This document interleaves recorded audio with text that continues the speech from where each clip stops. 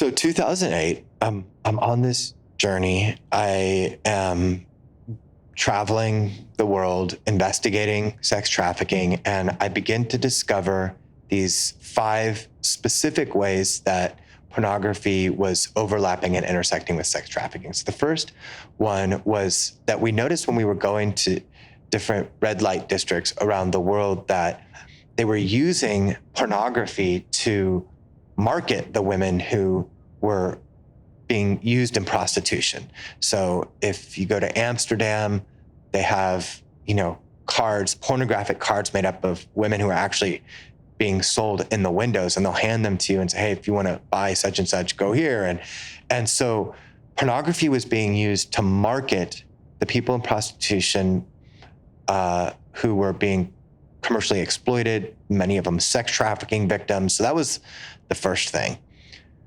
The second was that beyond just the marketing of the women, using pornography to market them, we began, as we were talking with trafficking victims, we discovered that a lot of them had been forced to appear in pornography, which was another really important discovery, because it kind of changes your whole perspective of pornography when you realize that a lot of these women who are being sex trafficked are being forced to appear in pornography.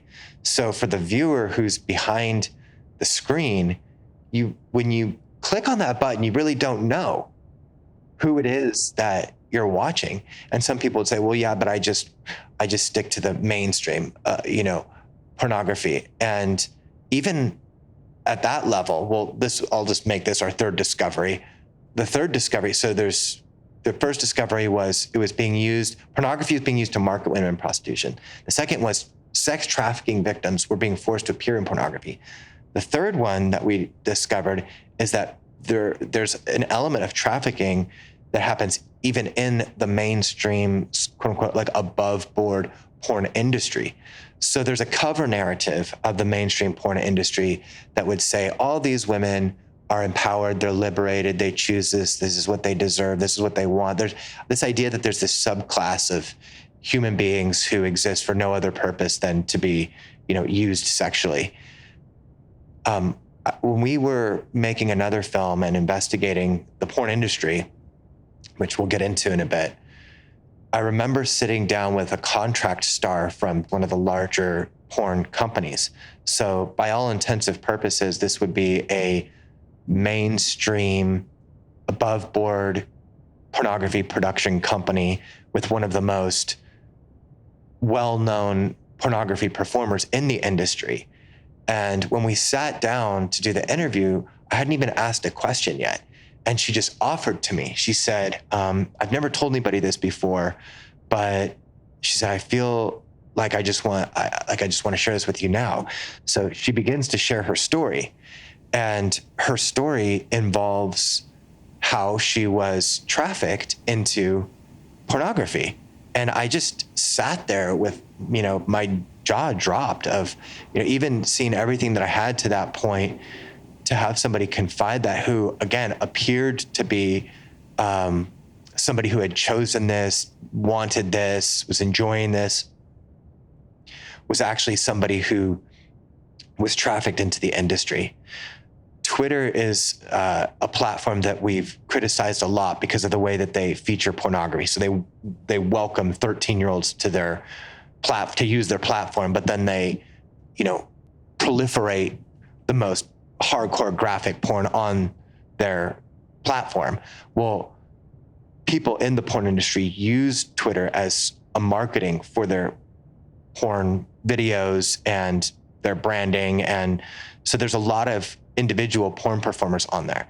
If you were accessing this person's Twitter page, who I was talking with, that you would get a certain impression of who this person was. That, again, that this person had chosen this, wanted this, loved it, all of that, was being paid good money for it. That's the impression that you would get. And that's the impression that a lot of consumers at home have, is well, this is just this person who this is, and that's their rationalization, that's their justification. So it was really interesting to sit and talk with somebody even at that level. Not somebody who we met, in Eastern Europe that had been guerrilla pimped into a prostitution trafficking situation and then was strong-armed into performing in porn. This was in Los Angeles, one of the biggest porn production companies out there, and one of their paid contract performers who is confiding her story of trafficking.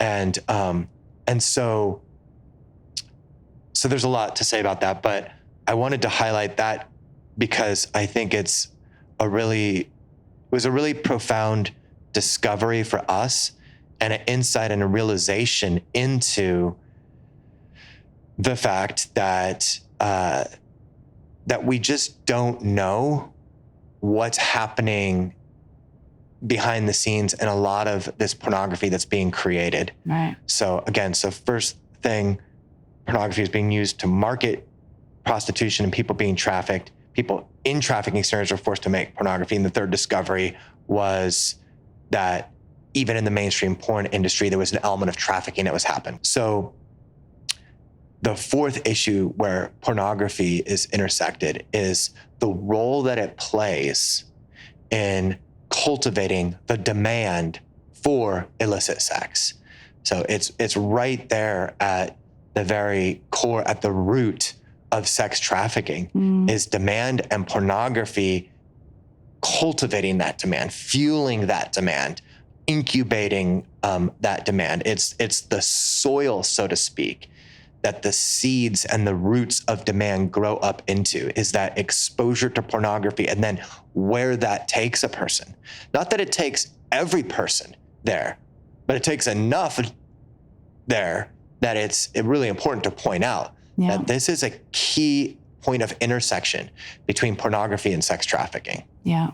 So the fifth thing that we discovered as we were out kind of filming and interviewing people and investigating trafficking was that pornography was used to groom victims, and specifically victims of child sex trafficking.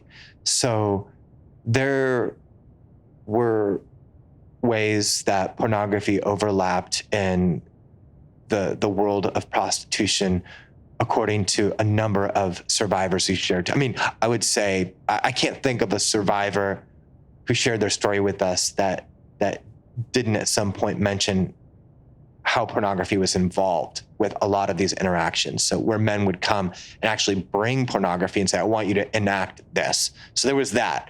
But what I'm talking about is specifically where trafficking rings, operating in places like Cambodia that were acquiring a lot of children through illicit means. So paying off parents or outright abduction or somehow getting a hold of these kids, bringing them into a trafficking situation, and then using pornography as the way to groom them, as the way to say, here's what's going to be expected of you. So these poor children, some of them as young as 6, 7 years old, have no experience with any sexuality at all, and their first experience is now being shown this pornography and not having a paradigm, a worldview, the biopsychosocial development, emotional maturity to even place or frame what they're seeing. It's just, you will do this. And then those children being expected to enact those sexual acts that they were being forced to watch. So that was one of the most disturbing things that we discovered, was how pornography was being used to groom children. I just find that particularly disturbing and troubling. You can check out all our podcast episodes, articles, and films at exoduscry.com and join the daily conversation by following Exodus Cry on all major social platforms.